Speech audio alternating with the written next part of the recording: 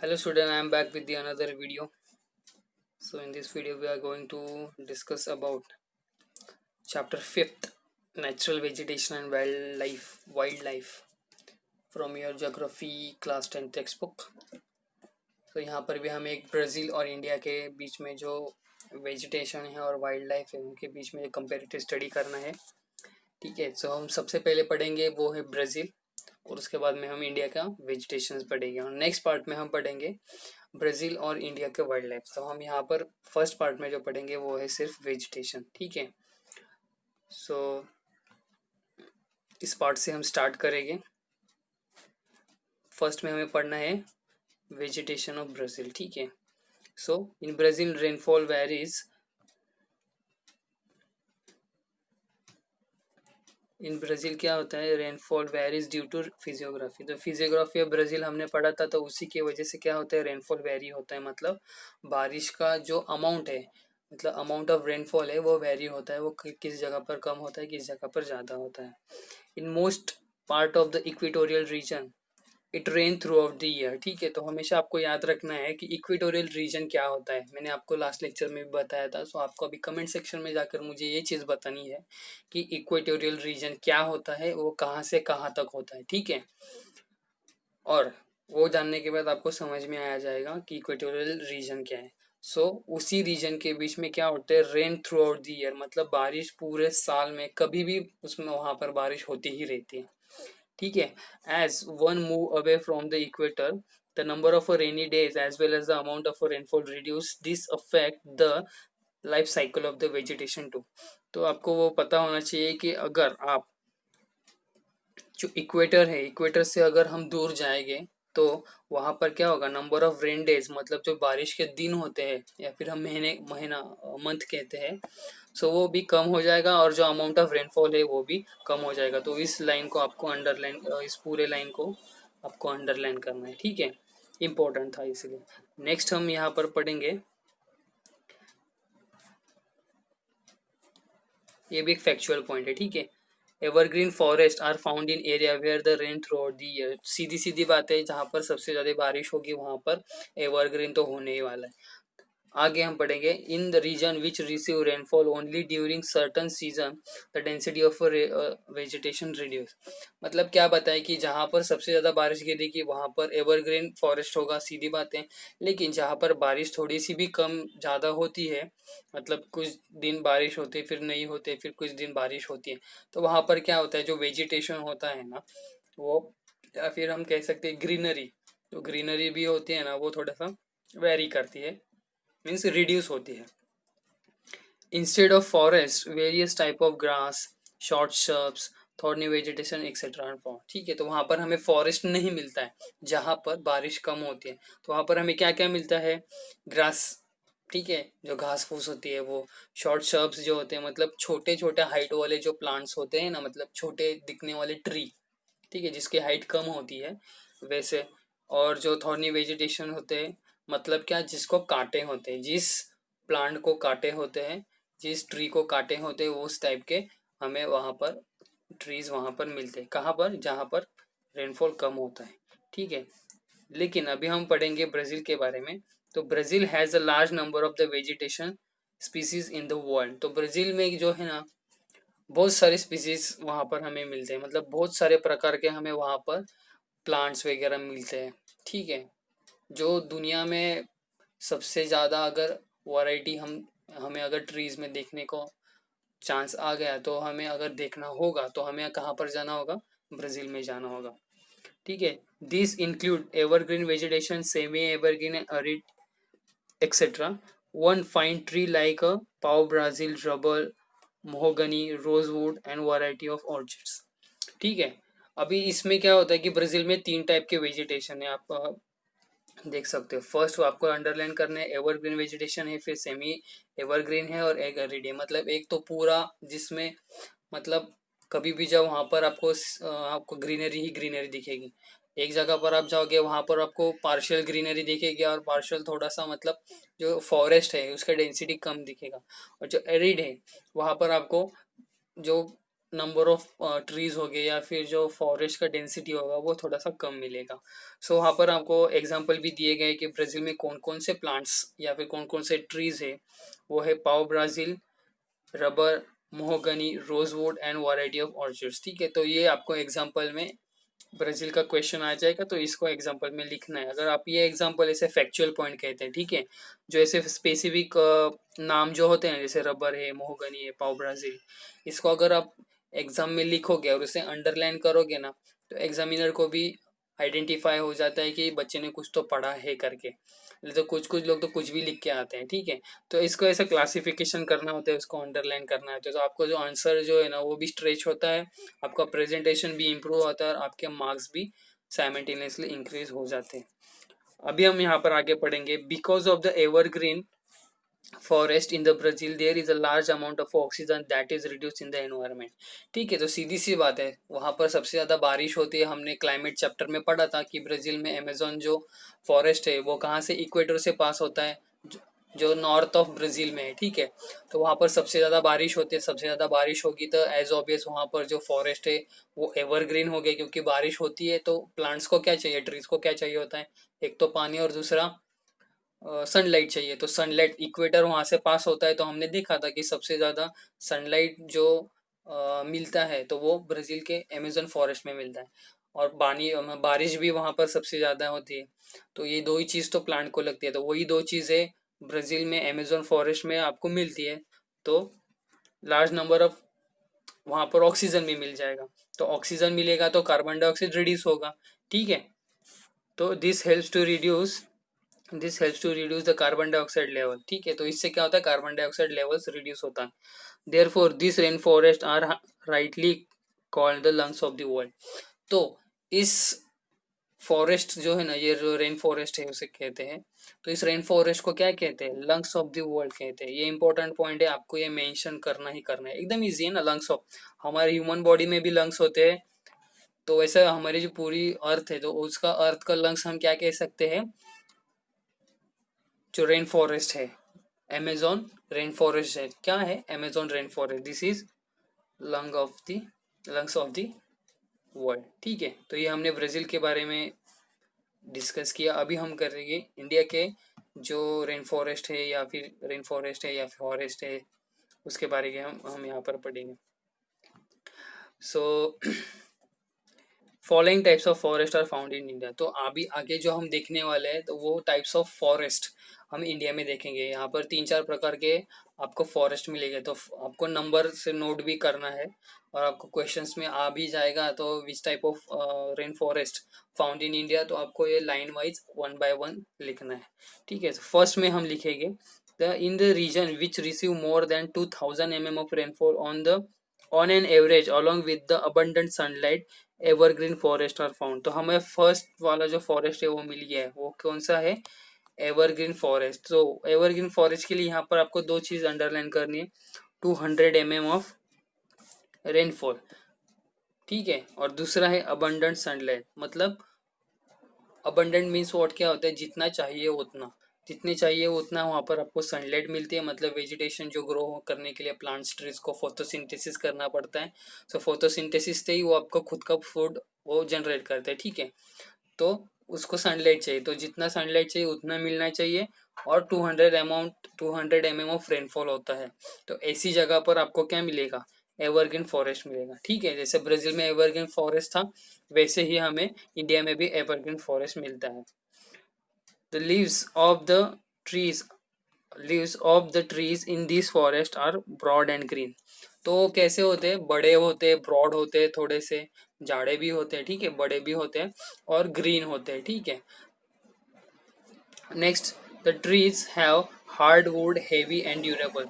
तो इस ये जो ट्रीज होते हैं ना उसके जो वुड होता है ना, वुड वो कैसा होता है, हार्ड होता है, हेवी भी होता है और ड्यूरेबल भी होता है। मतलब लॉन्ग लास्टिंग होता है, जल्दी से खराब नहीं होता है। सो उसके कुछ एग्जाम्पल से हम यहाँ पर देखेंगे।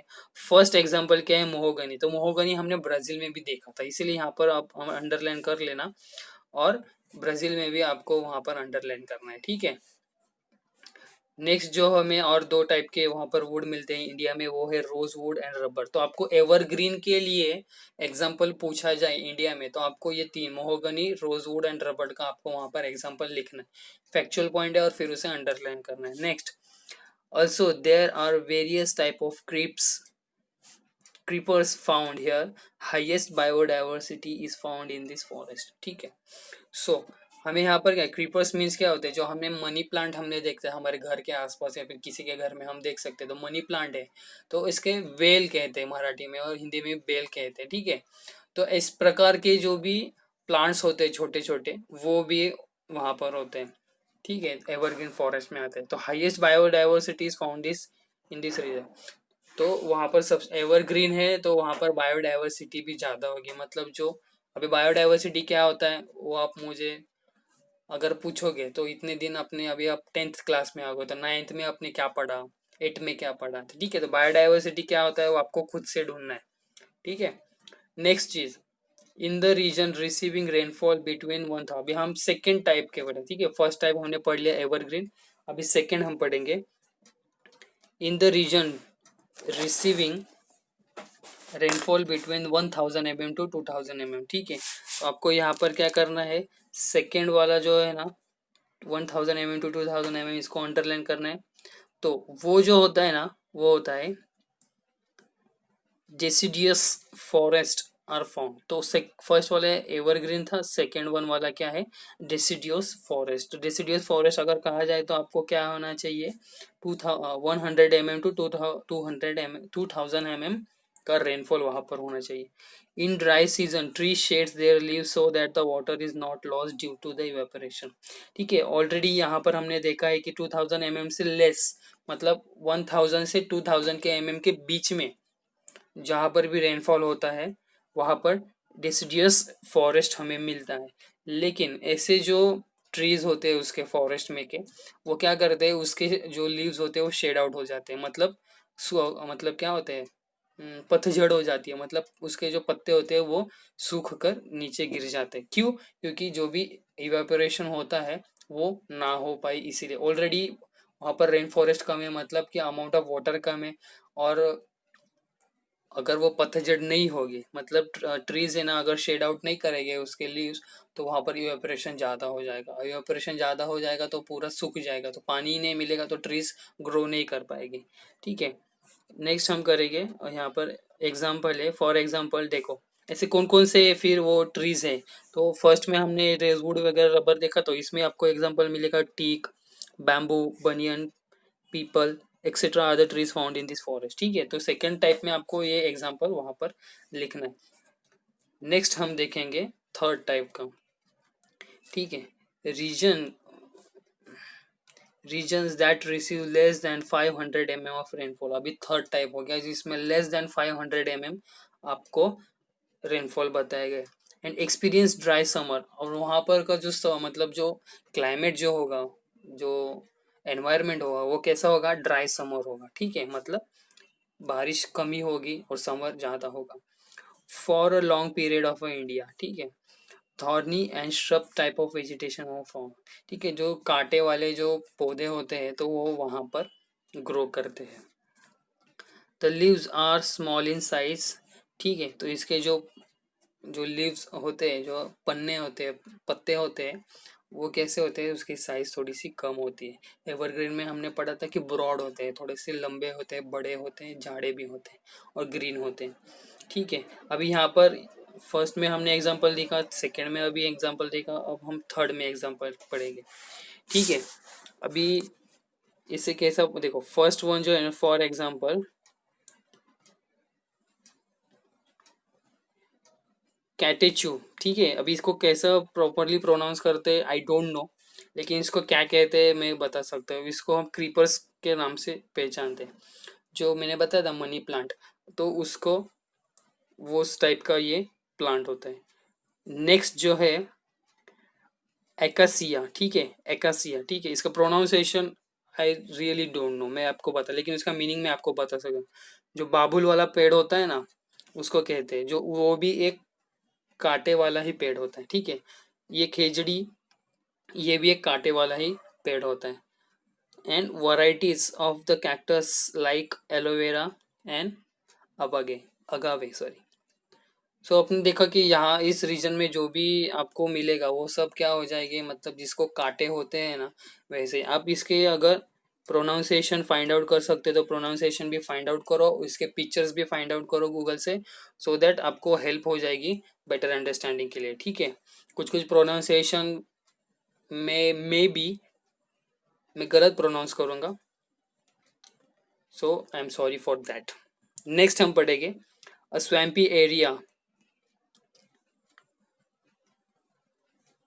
स्वैम्पी एरिया मतलब क्या होता है, जहाँ पर दलदल होती है, मतलब वहाँ पर पानी और जो मिट्टी होती है उन दोनों का मिक्सचर होता है, ठीक है, तो दलदल वाला एरिया होता है। तो in swampy area in in swampy area estuaries, इसे कैसे प्रोवाइड करते प्रोनाउंस करते हैं, estuaries and lagoons near coastal area having saline soil and moist climate, ठीक है। तो ये फोर्थ टाइप जो है वो जो उसका एरिया है वो कौन सा है, कोस्टल एरिया है, ठीक है। एरिया कौन सा है, कोस्टल एरिया है, जहाँ पर हम कहते हैं ना लागून्स मतलब स्वैम्पी एरिया ही होता है, ठीक है, जो खाड़ी वगैरह होता है जो बाद में जाकर मतलब समुंदर से जाकर मिलता है, जो दलदली वाला एरिया होता है, तो वहां पर का बात चल रहा है। तो सलाइन सॉइल होते हैं, ठीक है, जिसमें सॉल्ट होता है वो मैक्सिमम में होता है, ठीक है, अमाउंट ऑफ सॉइल मैक्सिमम होता है वो, एंड मॉइस्ट क्लाइमेट होता है, कोस्टल टाइप ऑफ वेजिटेशन ही फाउंड। तो fourth one is what, coastal type of vegetation. हमारे पास चार टाइप ऑफ वेजिटेशन है। नेक्स्ट हम पढ़ेंगे दे आर कॉल्ड मैनग्रूव्स और सुंदरबन इन इंडिया, ठीक है। उसे क्या कहते हैं, मैनग्रूव्स कहते हैं, मैनग्रूव्स के जो प्लांट्स होते हैं वो कहते हैं। और ये सुंदरबन है जो वेस्ट बंगाल बंगाल में बांग्लादेश के नज़दीक जो एरिया है वो भी स्वैम्पी एरिया। आप इंडिया के मैप में जाके सर्च करना कि मैं ये सुंदरबन कहाँ पर है, ठीक है। The wood of this tree is oily light and durable. तो ये फैक्चुअल पॉइंट है, जो उसका वुड जो होगा वो कैसा होगा, ऑयली होगा, थोड़ा सा लाइट होगा और ड्यूरेबल होगा। तो हमने यहाँ पर हमने चार मतलब फोर टाइप्स ऑफ वेजिटेशन हमने डिस्कस किए। अभी लास्ट पॉइंट की तरफ, ठीक है। इन द इंडियन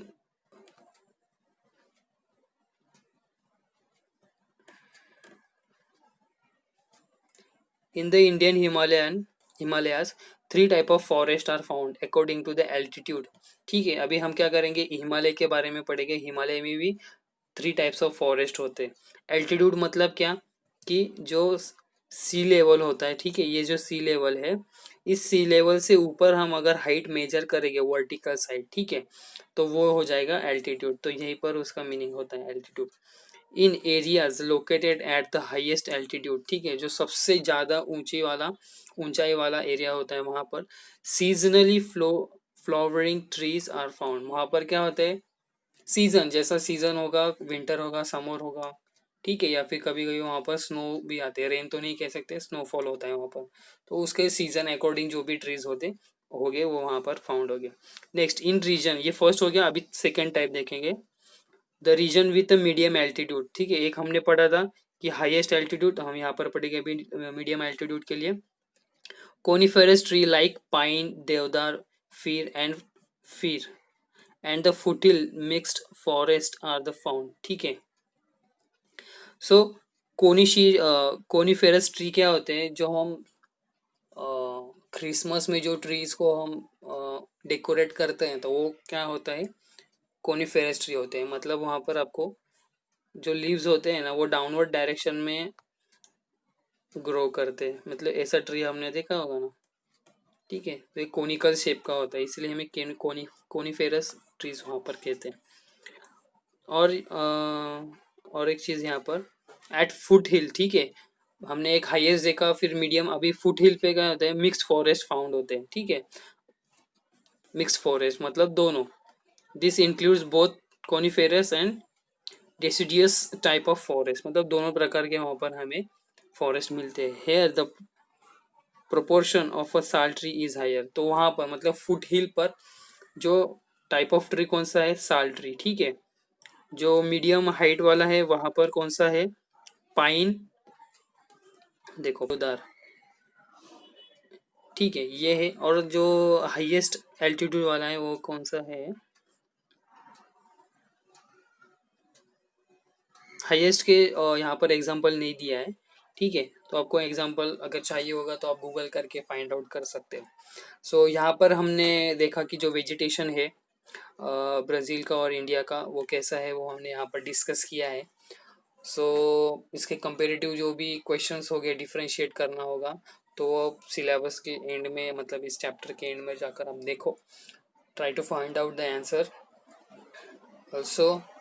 अभी हम सेकेंड पार्ट नेक्स्ट लेक्चर में देखेंगे। So if you think that this video makes sense to you, please like, subscribe and share to your friends. Thank you very much for the discussion. This is Akshay Thorat signing off.